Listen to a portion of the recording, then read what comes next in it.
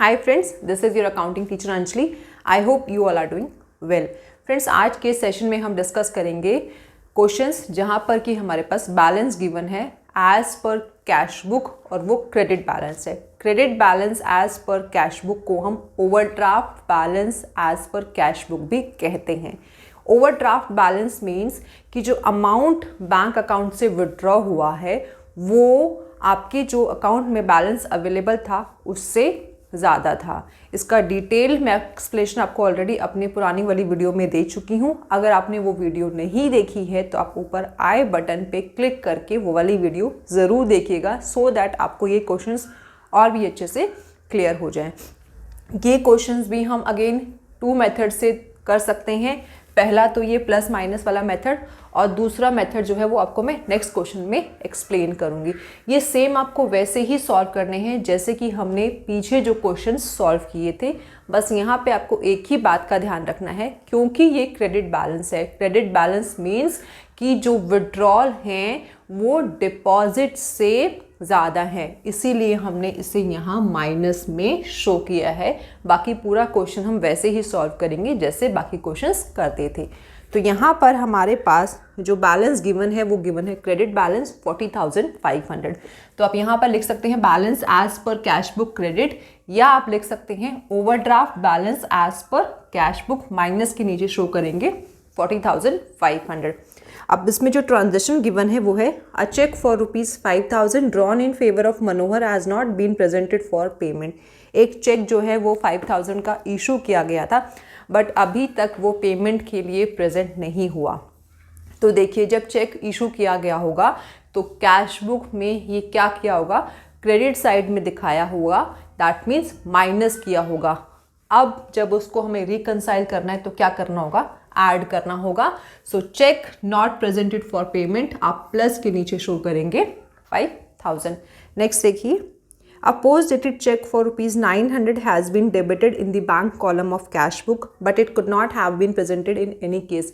अब cash book में debit किया है तो इसका मतलब कैश बुक में ये प्लस किया होगा, बट ये जो है प्रेजेंट नहीं हो पाया, इसका मतलब इसका अमाउंट अभी बैंक अकाउंट में नहीं आया। तो जब हमने प्लस किया था तो रिकंसाइल करने के लिए हमें क्या करना पड़ेगा, माइनस करना पड़ेगा। So cheque debited in bank column of cash book but not presented ₹900 आप क्या करेंगे, इसे माइनस के नीचे शो करेंगे। नेक्स्ट देखिए, cheques totalling ₹10,200 deposited with the bank have not been collected.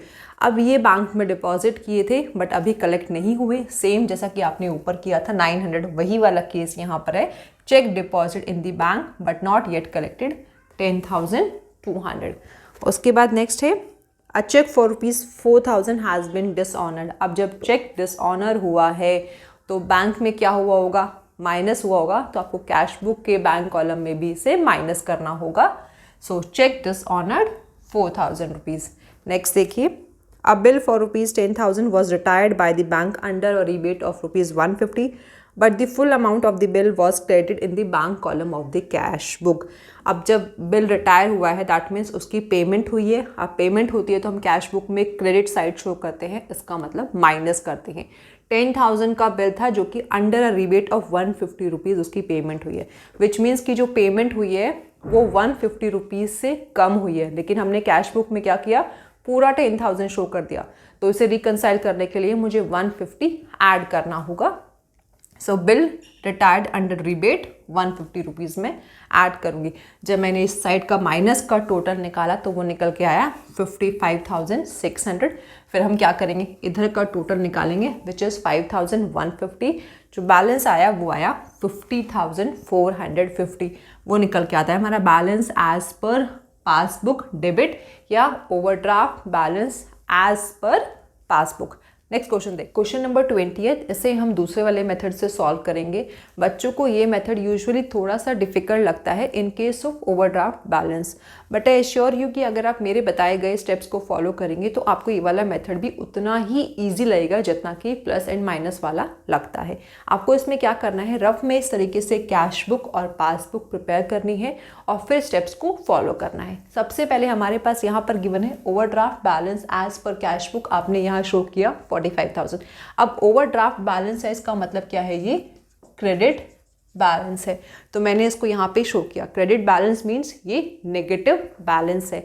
अब जो पहली इसमें एंट्री गिवन है वो गिवन है कि एक BR है 5,000 रुपीज़ का, जो कि बैंक से डिस्काउंट कराया गया था बट अभी डिसऑनर हो गया है और बैंक पासबुक में वो डेबिट हुआ है। बैंक पासबुक में डेबिट हुआ है तो इसका मतलब ये यहाँ पर माइनस में आया है। अब इसकी सही एंट्री क्या होनी चाहिए थी, इसकी सही एंट्री होनी चाहिए थी, ये मुझे क्रेडिट साइड में शो करना था। अब मैं रिकंसाइलेशन स्टेटमेंट तैयार कर रही हूँ, मेरे पास ये वाली फिगर है और मेरे पास जो बेस है वो कैश बुक ही है, ठीक है। अब मुझे क्या करना था, इसको क्रेडिट साइड में शो करना था। अब ये भी माइनस है, ये भी माइनस है, तो ये 5,000 क्या होगा, ऐड होगा। सो BR discounted with bank dishonoured 5,000 rupees में क्यों ऐड कर रही हूँ, बिकॉज देखिए ये वाली फिगर भी मेरी क्रेडिट में है और ये वाली क्रेडिट में है, तो ये ऑब्वियसली ऐड होगी। नेक्स्ट देखिए, interest on investment collected by bank 1,500, तो ये यहाँ पर क्या है, ये है, तो इसकी कैश बुक में क्या एंट्री होनी चाहिए थी, ये डेबिट में आना चाहिए था।